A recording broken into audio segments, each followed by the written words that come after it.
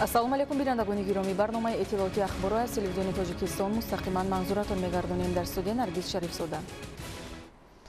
24 май асосгузори сулҳу ваҳдати миллӣ, пешвои миллат, президенти ҷумҳурии Тоҷикистон муҳтарам Эмомалӣ Раҳмон бо мақсади шиносоӣ бо вазъи соҳаҳои иқтисодию иҷтимоӣ, ифтитоҳи як қатор иншооти таъйиноти гуногун дар соҳаи саноату кишоварзӣ, хизматрасонӣ, муассисаҳои нави таълимӣ, оғоз бахшидан ба сохтмони иншооти нави дигар ва мулоқот бо фаъолону сокинон ба ноҳияи Данғараи вилояти Хатлон ташриф оварданд. Нахуст президенти ҷумҳурии Тоҷикистон муҳтарам Эмомалӣ Раҳмон дар ноҳияи Данғара бинои нави муассисаи таҳсилоти миёнаи умумии рақами 85-ро дар деҳаи шаҳбури деҳоти ба номи Исмат Шариф ба истифода доданд.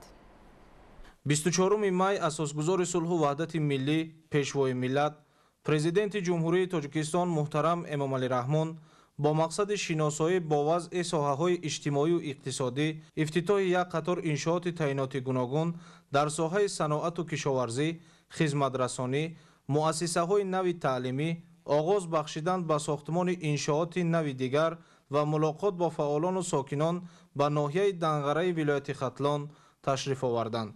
Нахуст президенти ҷумҳурии Тоҷикистон муҳтарам Эмомалӣ Раҳмон дар ноҳияи Данғара бинои нави муассисаи таҳсилоти миёнаи умумии рақами 85-ро дар деҳаи шаҳбури деҳоти ба номи Исмат Шариф ба истифода доданд.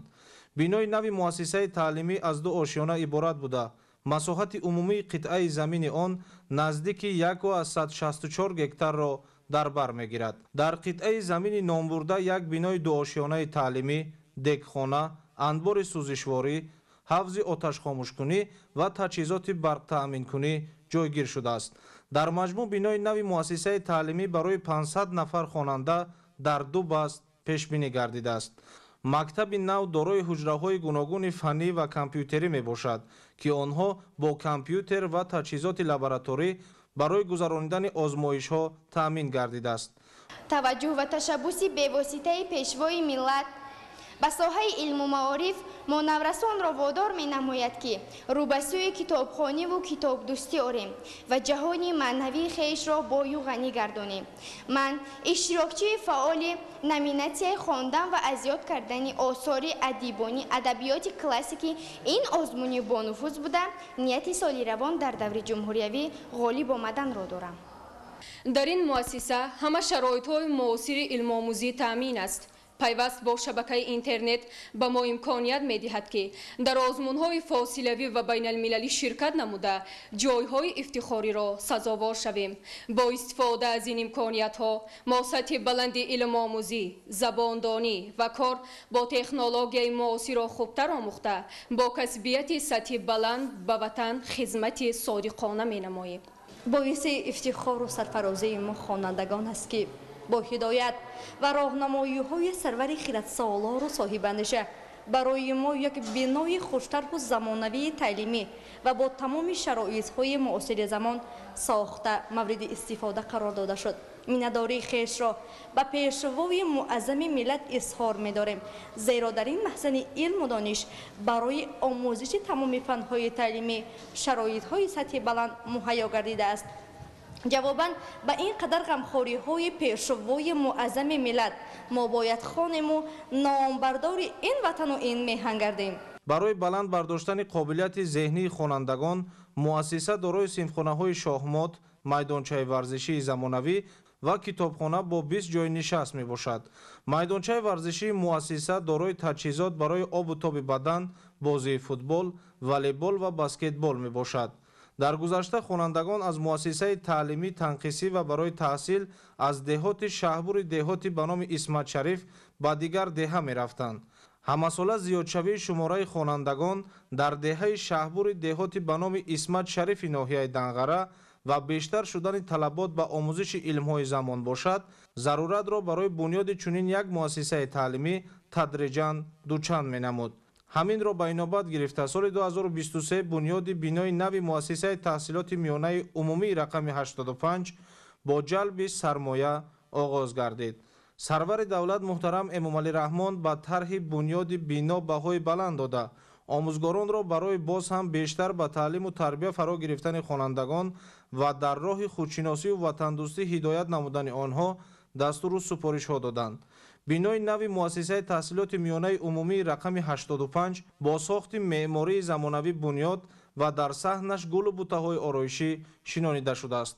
ифтитоҳи бинои нави муассисаи таҳсилоти миёнаи умумии рақами 85 дар деҳаи шаҳрбури деҳоти ба номи Исмат Шарифи ноҳияи Данғара дар доираи омодагиҳо ба ҷашни бузурги миллӣ 35-солагии истиқлоли давлатии ҷумҳурии Тоҷикистон дар идомаи раванди созандагиҳо дар мамлакат сурат гирифта имкон медиҳад ки хонандагон дар шароити муосир донишҳои замонавиро аз худ намоянд.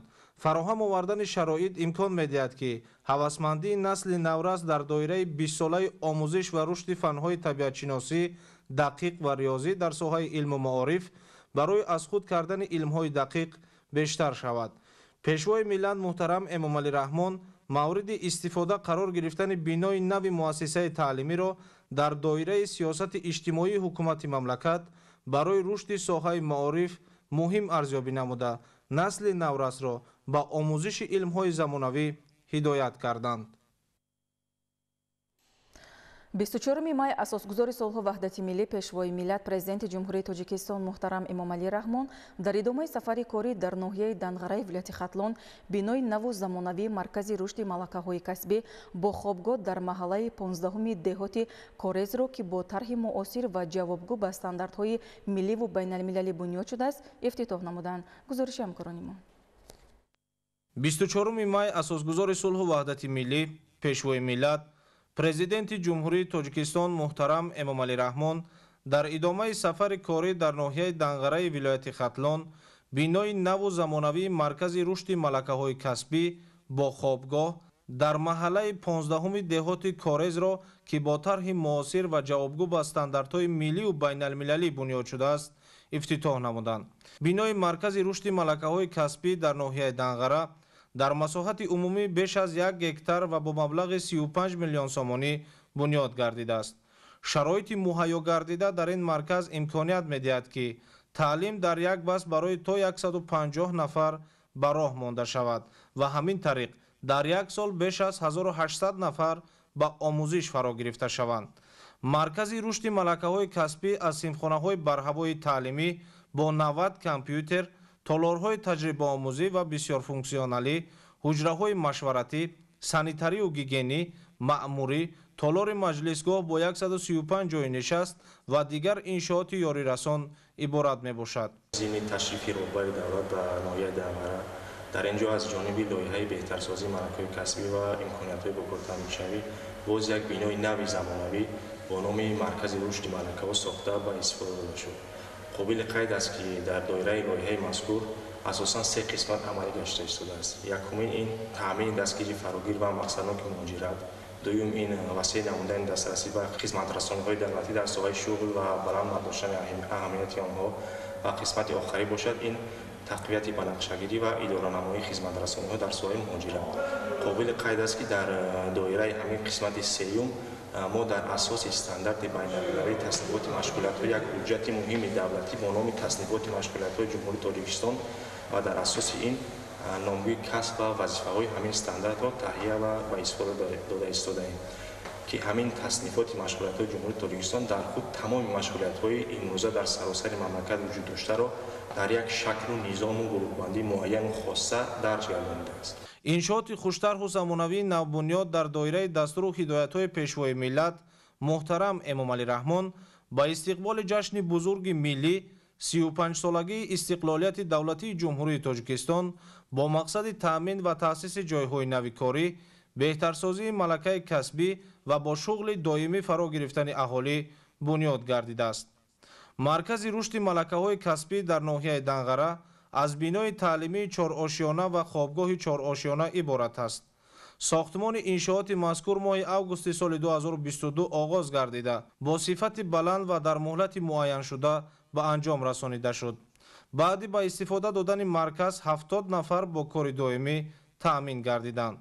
ба пешвои миллат муҳтарам Эмомалӣ Раҳмон иттилоъ доданд ки дар марказ дар баробари омӯзиши 5 намуди касб аз ҷумла мутахассиси коркарди меваю сабзавот, таъмиргари техникаи кишоварзӣ, роҳбари хоҷагии деҳқонӣ, таъмиргари асбоби рӯзгор, ҳамчунин аз худ кардани забонҳои хориҷӣ аз қабили англисӣ, русӣ ва кореягӣ ба роҳ монда шудааст, ки ҳар як хонанда баъди хатм соҳиби сертификати байналмилалӣ мегардад. дар заминаи маркази мазкур барои беҳтар кардани хизматрасонӣ ба ҷавонон ва занон бунёди 3 маркази нави рушди малакаҳо дар назар аст, ки бо лавозимоти зарурӣ муҷаҳҳаз карда мешаванд. дар маркази рушди малакаҳои касбӣ дарсҳои назариявӣ ва амалӣ ба роҳ монда шудааст.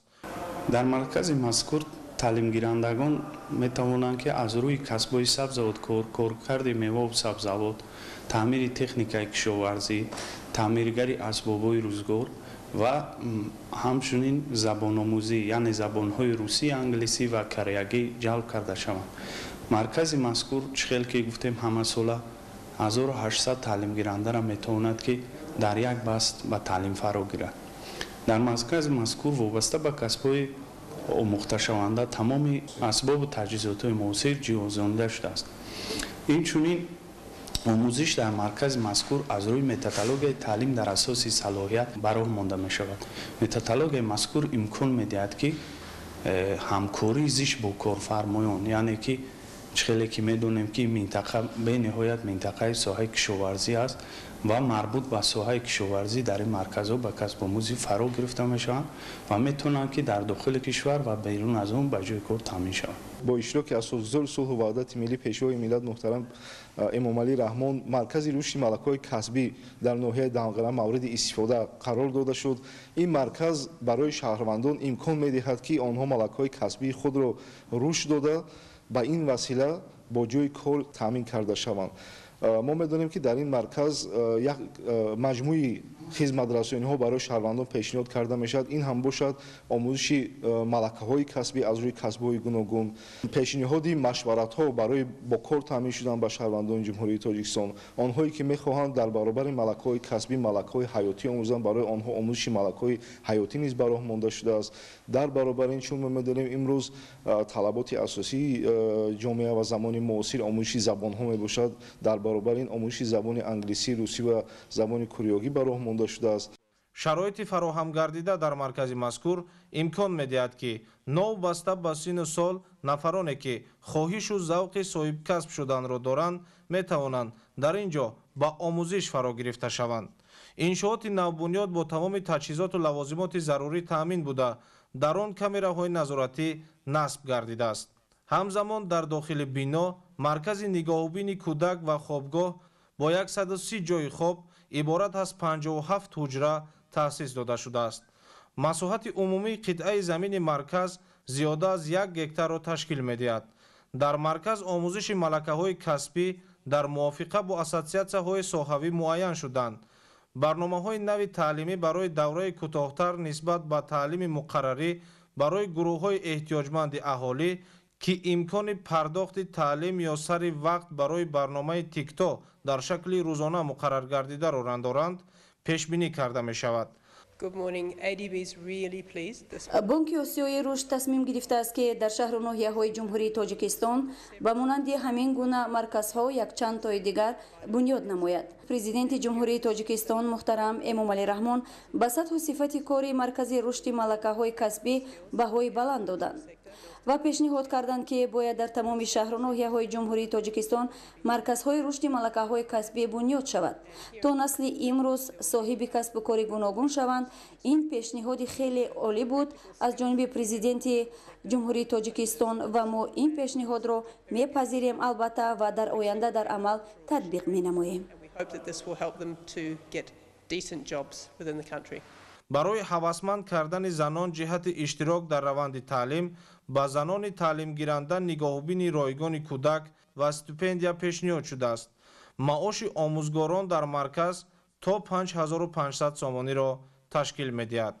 машваратҳо оид ба таъминшавӣ бо кор бо истифодаи таҷҳизоти таҷдидшудаи технологияи иттилоотиву коммуникатсионӣ ва нармафзор барои санҷиши қобилият пешниҳод карда шудааст. инчунин дар саҳни бинои муосир майдончаи хурд барои бозии футбол бунёд шуда атрофи он бо гулҳои рангоранги мавсимӣ оро ёфтанд. симхонаҳо ва дигар ҳуҷраҳои ёрирасони он ба системаи гармидиҳӣ пайваст мебошад. президенти ҷумҳурии Тоҷикистон пешвои миллат муҳтарам Эмомалӣ Раҳмон зимни шиносоӣ дар иншооти навбунёд ба масъулин барои бо шуғли доимӣ фаро гирифтани аҳолӣ ва омода намудани мутахассисони ҷавобгӯ ба талаботи бозори меҳнат дар дохил ва хориҷи кишвар дастуру супоришҳои мушаххас доданд. Сарвари давлат таъкид карданд ки чунин марказҳои муҷаҳҳази касбомӯзӣ дар саросари кишвар бояд бунёд карда шавад. ин пешниҳод аз ҷониби шарикони рушд хуб пазируфта шуд. асосгузори солҳу ваҳдати миллӣ пешвои миллат президенти ҷумҳурии Тоҷикистон муҳтарам Эмомалӣ Раҳмон дар идомаи сафари корӣ дар ноҳияи Данғараб барои бунёди филиали донишгоҳи байналмилалӣ сайёҳӣ ва соҳибкории Тоҷикистон санги асос гузоштанд. гузориши ҳамкоронамон дар ин хусус. 24 май асосгузори сулҳу ваҳдати миллӣ пешвои миллат президенти ҷумҳурии Тоҷикистон муҳтарам Эмомалӣ Раҳмон дар идомаи сафари корӣ дар ноҳияи Данғара ба бунёди филиали донишгоҳи байналмилалии сайёҳӣ ва соҳибкории Тоҷикистон санги асос гузоштанд. дар ҳамин ҷо ба пешвои миллат президенти ҷумҳурии Тоҷикистон муҳтарам Эмомалӣ Раҳмон нақшаи бунёди иншооти сохташаванда, як бинои 9 ошёна, 2 бинои 7 ошёна ва 2 бинои 4 ошёна муаррифӣ карда шуд. зимни муаррифии лоиҳаи филиали донишгоҳи байналмилалии сайёҳӣ ва соҳибкории Тоҷикистон дар ноҳияи Данғараи вилояти Хатлон иттилоъ дода шуд ки иншооти нави соҳаи маориф барои 3500 донишҷӯ дар як баст пешбинӣ гардида, баробари ба истифода додани он дар марҳилаи аввал 400 нафар бо кор таъмин мегардад. намои берунаи иншоот бо тарҳи муосир оро дода мешавад. дар филиали мазкур маркази иқтисоди сабз, маркази иқтисоди рақамӣ, маркази идораи лоиҳаҳо, инчунин толорҳо барои чорабиниҳои фарҳангӣ, чорабиниҳои илмӣ ба нақша гирифта шудааст ки метавонанд ҳам донишҷӯён ва коллективи меҳнатии донишгоҳи байналмилалии сайёҳӣ ва соҳибкори Тоҷикистон ба таври васеъ истифода баранд. маблағгузории маҷмӯаи таълимии филиали донишгоҳ дар ноҳияи Данғара ва маркази рушди касбият ва хизматрасонӣ аз ҳисоби бонки исломии рушд, маблағҳои махсуси донишгоҳ ва маблағҳои бонки осиёи рушд ба нақша гирифта шудааст. дар баробари симхонаҳои таълимӣ ҳамчунин филиали донишгоҳи байналмилалии сайёҳӣ ва соҳибкории Тоҷикистон дар ноҳияи Данғара аз хобгоҳ, маҷлисгоҳ, китобхонаи илмии электронӣ, озмоишгоҳҳо, марказҳо, парки технологӣ, толори варзишӣ, ошхона ва дигар иншооти ёрирасон иборат хоҳад буд. иттилоъ дода шуд ки дар асоси лоиҳа дар хобгоҳи муассиса барои 2500 донишҷӯ шароити муосир фароҳам оварда мешавад. маҷмӯаи нави соҳаи илму маориф дар доираи тадбирҳои созандагӣ ба истиқболи 35-солагии истиқлолияти давлатии ҷумҳурии Тоҷикистон бо тарҳи муосир ва ҷавобгӯ ба стандартҳои милливу байналмилалӣ дар партави сиёсати маорифпарваронаи пешвои миллат муҳтарам Эмомалӣ Раҳмон бо мақсади боз ҳам баланд бардоштани сифати таълиму тарбия мувофиқ ба талаботи ҷаҳони муосир бо истифода аз технологияи сабз сохта мешавад. пешвои миллат муҳтарам Эмомалӣ Раҳмон ба масъулон ҷиҳати анҷоми босифати корҳои сохтмонӣ дар иншооти сохташаванда ва ҷалби коргарони маҳаллӣ дар раванди корҳо супоришҳои мушаххас доданд. дар назди филиали донишгоҳи байналмилалии сайёҳӣ ва соҳибкории Тоҷикистон дар ноҳияи Данғара маркази рушди касбият ва хизматрасонӣ бо маблағгузории бонки исломии рушд ва бонки осиёии рушд сохта мешавад. Thank you very much. Today I'm very pleased and honored to represent the Islamic Development Bank in this very important event. иброҳим Шукрӣ, намояндаи минтақавии бонки исломии рушд, хеле хушҳолам ки имрӯз бо даъвати ҳукумати ҷумҳурии Тоҷикистон аз ҷумла раёсати донишгоҳи байналмилалии сайёҳӣ ва соҳибкории Тоҷикистон дар ин чорабинии хеле муҳим иштирок дорам, ҳамчун намояндаи бонки исломии рушд ва бояд қайд намуд ки имрӯзҳо бонки исломии рушд ҳудуди $900 миллион ба иқтисодиёти ҷумҳурии тоҷикистон маблағгузорӣ карда истодааст. Аз ҷумла барои соҳаи маориф $140 миллион, барои сохтмони мактабҳо, ҷиҳозонидани мактабҳо, масоили таълимӣ. Яке аз иқдомҳое ки имрӯз роҳандозӣ гардида истодааст, ин оғози сохтмони маркази рушди касбият ва хизматрасонӣ назди филиали донишгоҳи байналмилалии сайёҳӣ ва соҳибкории Тоҷикистон аст ва бояд қайд намуд ки бонки исломии рушд ҳамзамон ба дигар соҳаҳои иқтисоди миллии Тоҷикистон аз ҷумла ба соҳаи тандурустӣ низ маблағгузорӣ намуда истодааст ва ман бо итминони комил бояд гӯям ки президенти ҷумҳурии Тоҷикистон иқдомҳои бонкро ҳамаҷониба дастгирӣ мекунад ва бонк минбаъд низ барои маблағгузорӣ ба соҳаи мухталифи иқтисоди миллии Тоҷикистон омода мебошад. президенти ҷумҳурии Тоҷикистон муҳтарам Эмомалӣ Раҳмон зимни суҳбат бо кормандону омӯзгорони донишгоҳи байналмилалии сайёҳӣ ва соҳибкории Тоҷикистон вобаста ба нақши муҳими соҳаи илму маориф дар рушди давлату ҷомеа андешаронӣ намуда, онҳоро ба омода намудани кадрҳои баландихтисосу забондон ҳидоят карданд.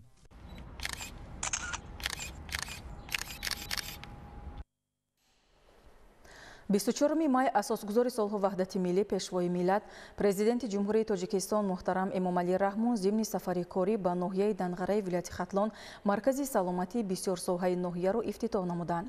Маркази саломатии бисёрсоҳаи ноҳияи Данғара дар заминаи дастгириҳои ҳамешагии ҳукумати ҷумҳурии Тоҷикистон бо ҷалби сармоя аз маблағҳои Бонки Исломии рушд ба истиқболи ҷашни бузургу муқаддаси миллӣ 35-солаги истиқлоли давлатии ҷумҳурии Тоҷикистон сохта шудааст.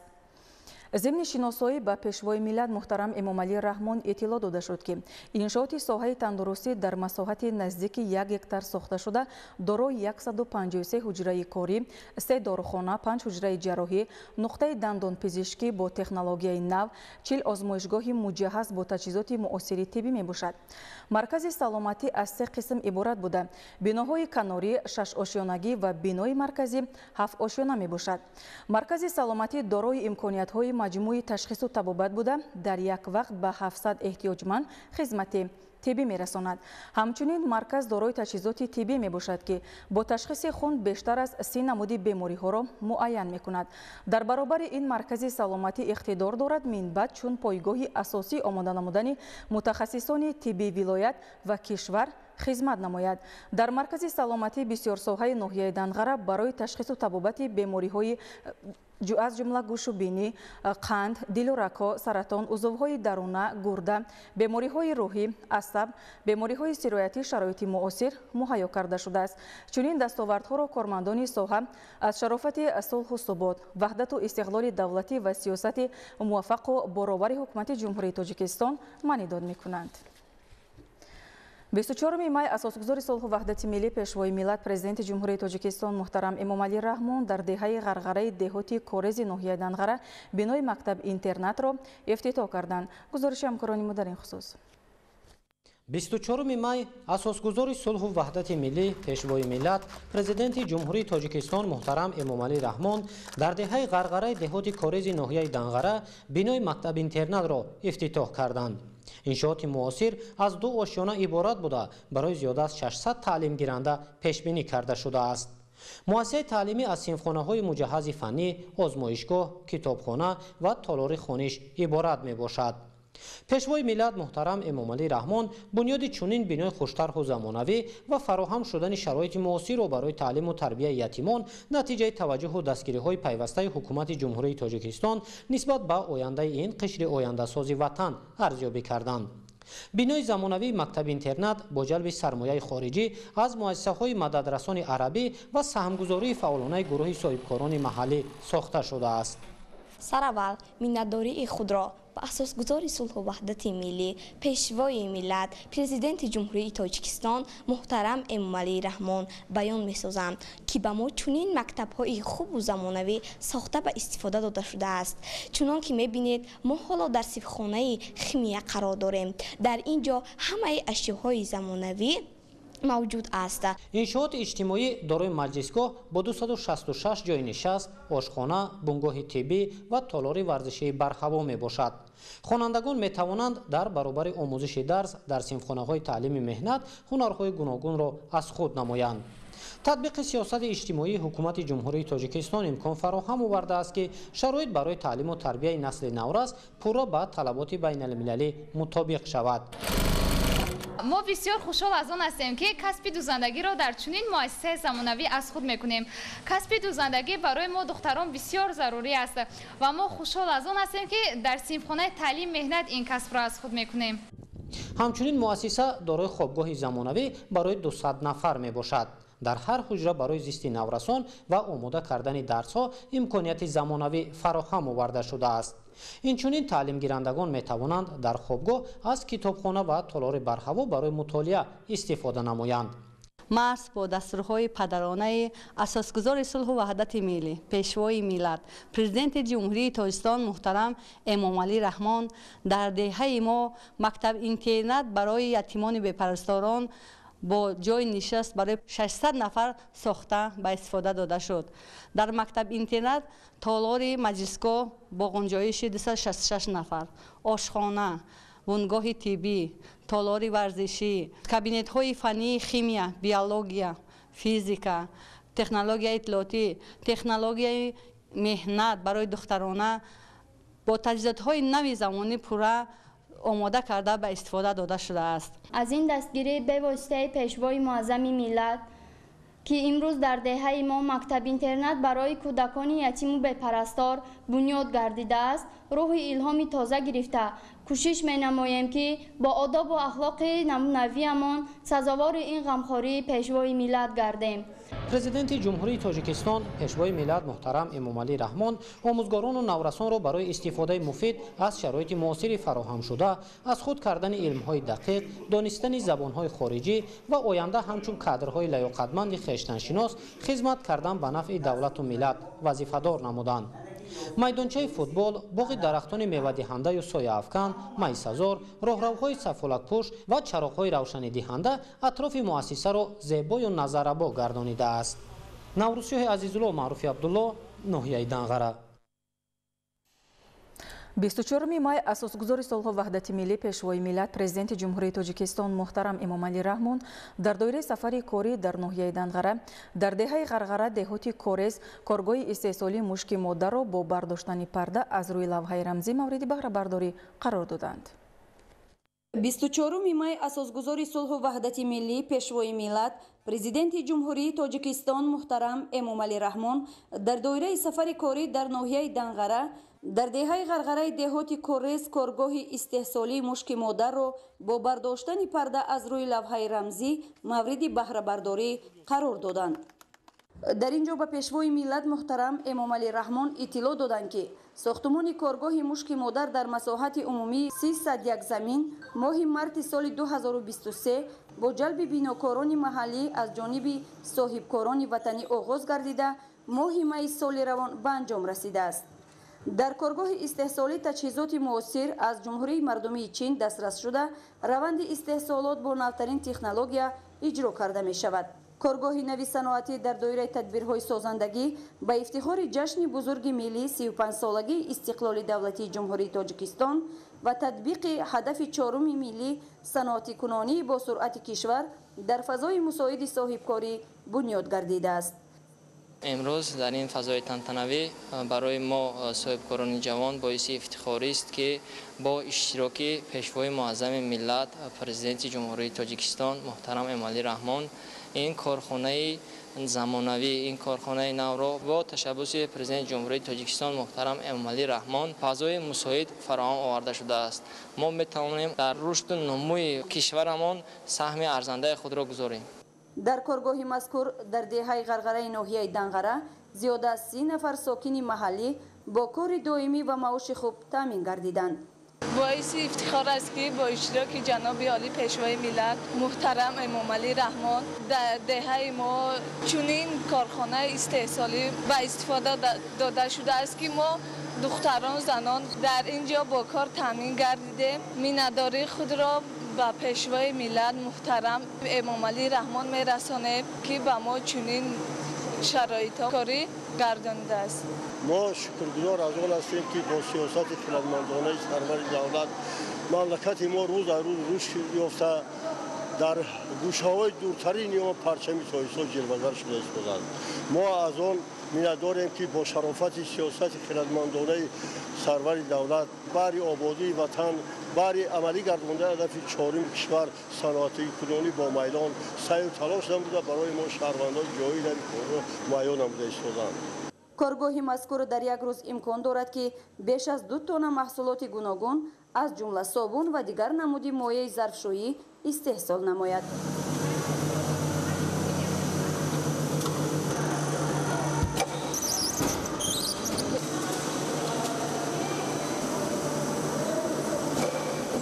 محصولات کارگاه عوض کننده واردات بوده در شرایط دهات اقدام نجیب و سازنده به حساب می رود. پیشوای ملت محترم امامعلی رحمان به صفت محصولات کارگاه نوبنیاد دهه غرغره بهای بلند داده به صاحبکاران و کارمندان جهت زیاد گردانیدن حجم استحصال و صادرات محصولات وطنی مصلحت‌های مفید دادند. 24 май дар ноҳияи Данғара асосгузори Сулҳу ваҳдати миллӣ пешвои миллат президенти ҷумҳурии Тоҷикистон муҳтарам Эмомалӣ Раҳмон ҷамъияти дорои масъулияти маҳдуди Усто Файзалиро ба истифода доданд. 24 май дар ноҳияи Данғара асосгузори Сулҳу ваҳдати миллӣ пешвои миллат президенти ҷумҳурии Тоҷикистон муҳтарам Эмомалӣ Раҳмон ҷамъияти дорои масъулияти маҳдуди Усто Файзалиро ба истифода доданд.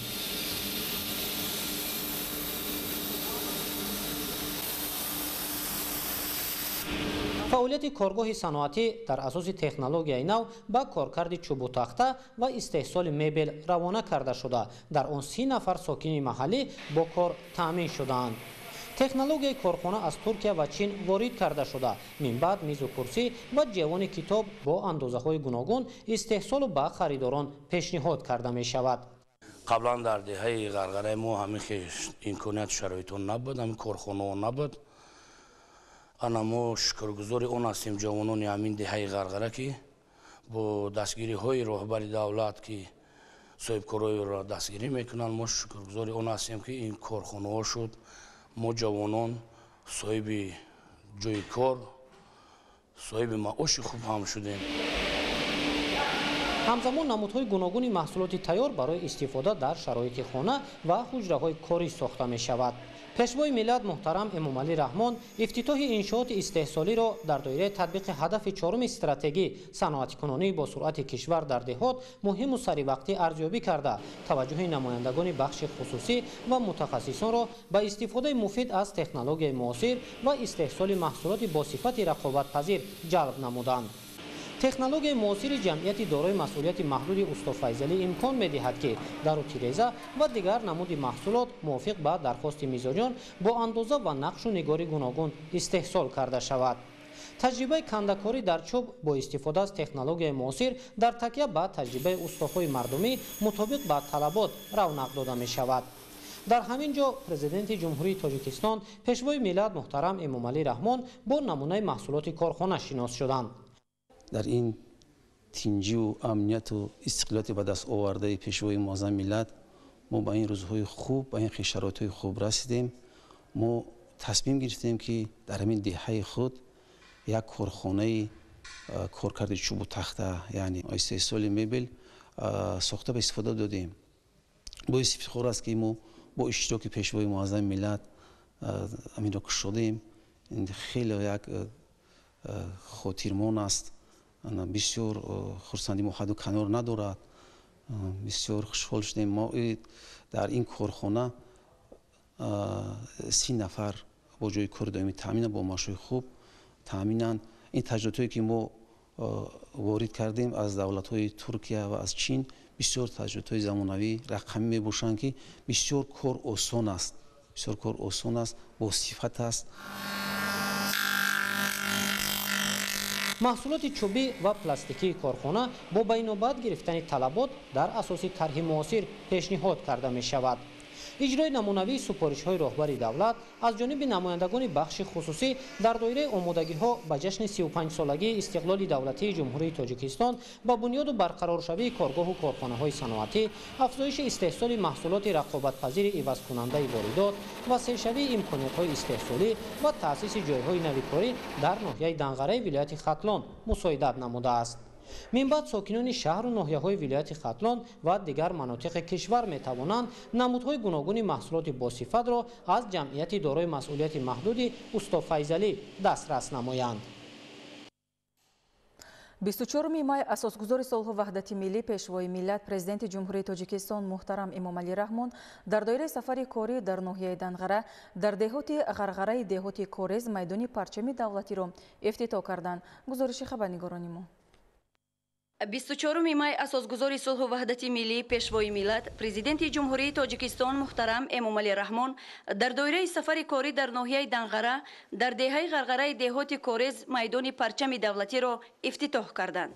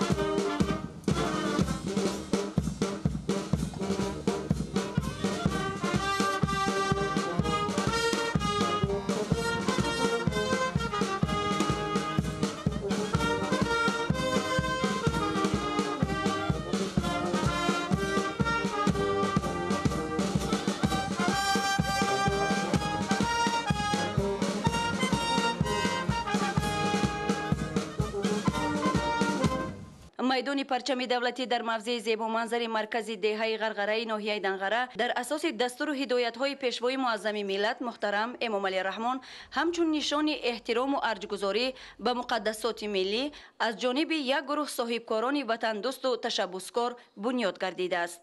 در اینجا در وضعیت تنتنوی با صدا دادن سرود دولتی جمهوری تاجیکستان برافراخته شد.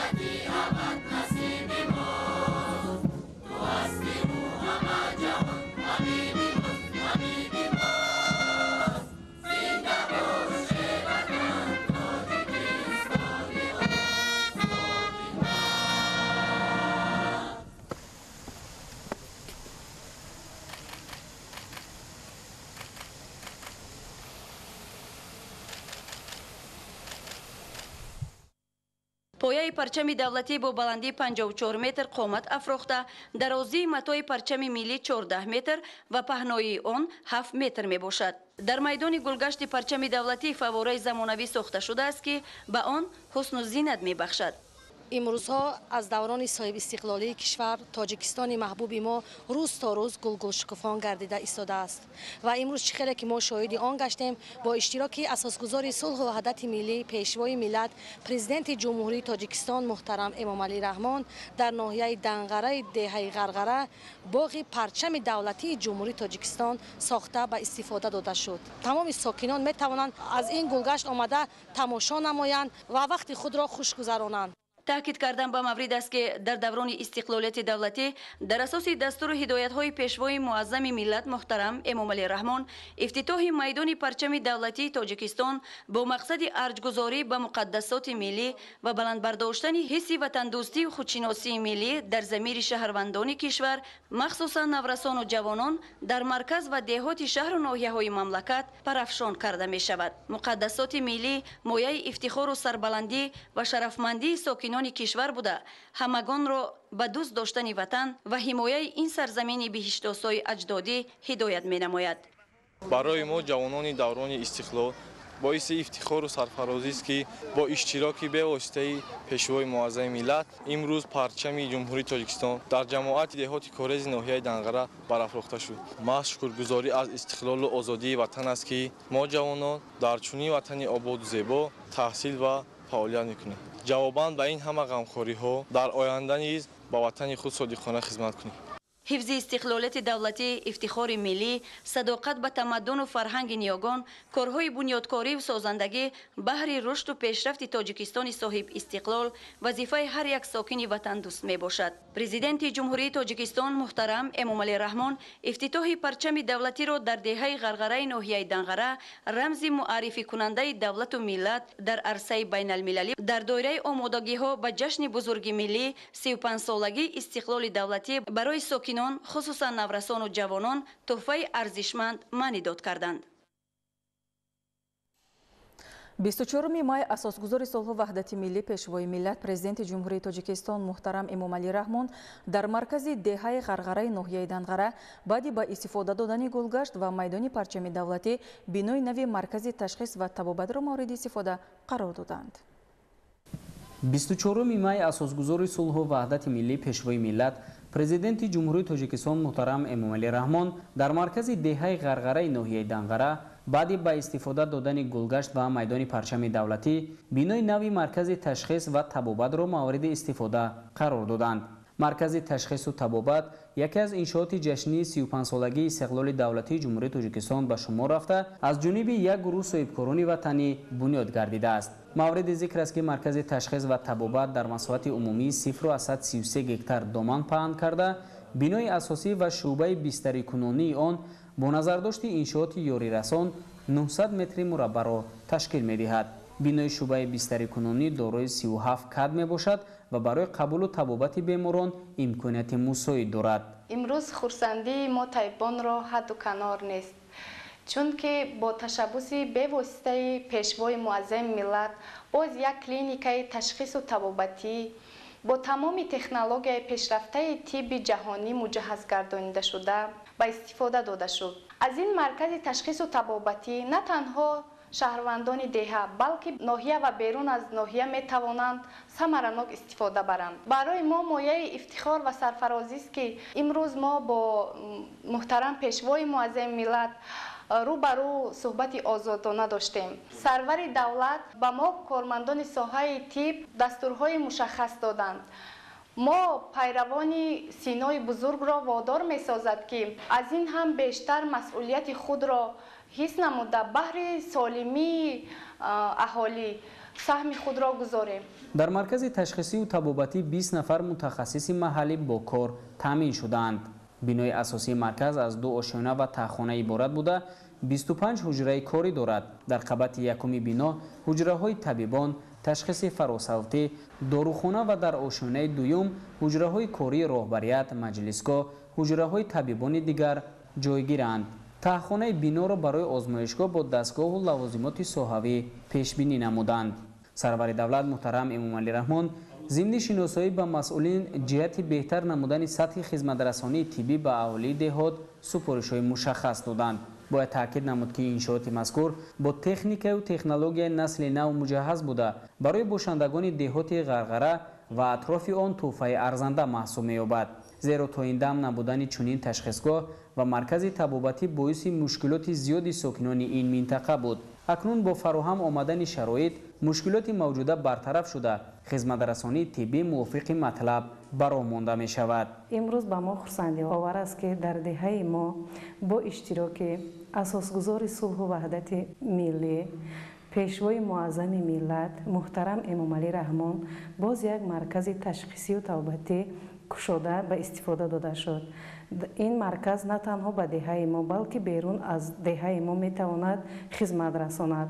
дар маркази ташхисию тавбатии мо табибони бо таҷриба кор ва фаъолият мекунанд. то он даме ки дар мо ҳамин хел маркази тавбатӣ набуд, мо беморони худро ба ноҳия бурда табобат мегирифтем. имрӯз метавонем ки дар деҳаи худамон бо духтурони бо таҷриба беморонро табобат кунем. ҷиҳати кабудизор гардонидани саҳни муассиса тадбирҳои ободонӣ амалӣ карда шуда дарахтони ороишию сояафкан ва гулҳои мавсимиву бисёрсола ба ҳусни марказ зебогӣ нав зам менамояд. зимни суҳбат пешвои миллат муҳтарам эмомалӣ раҳмон ба масъулин ҷиҳати дастгирии иқдомҳои созандаву бунёдкоронаи ҳукумати кишвар изҳори сипос намуда иқдоми мазкурро шоистаи таҳсин хонданд. дар навбати худ кормандони марказ ба сарвару роҳнамои миллат ҷиҳати фароҳам овардани чунин имконоти мусоид дар деҳот изҳори миннатдорӣ намуда ваъда доданд ки барои беҳтар намудани сатҳу сифати хизматрасонии тиббӣ ба аҳолӣ ва рушди он дар ҷомеа минбаъд низ саҳми муносиби худро хоҳанд гузошт. асосгузори сулҳу ваҳдати миллӣ пешвои миллат президенти ҷумҳурии тоҷикистон муҳтарам эмомалӣ раҳмон зимни сафари корӣ ба ноҳияи данғараи вилояти хатлон дар деҳаи якатути деҳоти корези ноҳия ба фаъолияти маҷмӯаи фарҳангию фароғатии Насими Диёр расман оғоз бахшиданд. гузориши ҳамкорони мо дар ин хусус. 24 май асосгузори сулҳу ваҳдати миллӣ пешвои миллат президенти ҷумҳурии тоҷикистон муҳтарам эмомалӣ раҳмон зимни сафари корӣ ба ноҳияи данғараи вилояти хатлон дар деҳаи якатути деҳоти корези ноҳия ба фаъолияти маҷмӯаи фарҳангию фароғатии Насими Диёр расман оғоз бахшиданд. иншоот ба ифтихори ҷашни бузурги миллӣ 35-солагии истиқлоли давлатии ҷумҳурии тоҷикистон аз ҷониби як гурӯҳ соҳибкорони маҳаллӣ бунёд шудааст.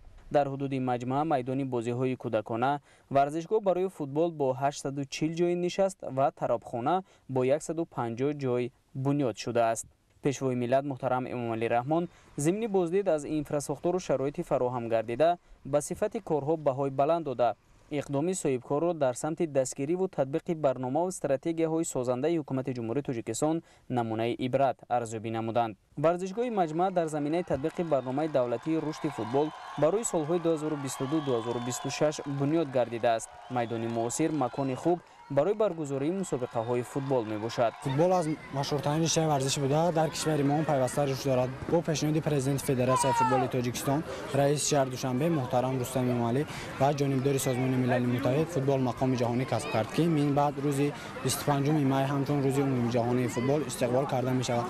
мо аз ин ташаббуси сатҳи баланд рӯҳбаланд гарда ифтитиҳои варзишгоҳро дар деҳаи ғарғараи ноҳияи Данғара бо ташрифи мубораки пешвои муаззами миллат ҳамчун як тӯҳфаи арзишманд истиқбол намудем. мо ҷавонон аз ғамхориҳои пайваста ва дастгириҳои ҳамешагии пешвои муаззами миллат дар самти рушди варзиш изҳори сипосу миннатдорӣ менамоем ки ба ифтихори 35-солагии истиқлолияти давлатии ҷумҳурии тоҷикистон дар деҳаи ғарғара мавзеи зебою дилкушоеро бо иншоотҳои гуногун мавриди истифода қарор доданд.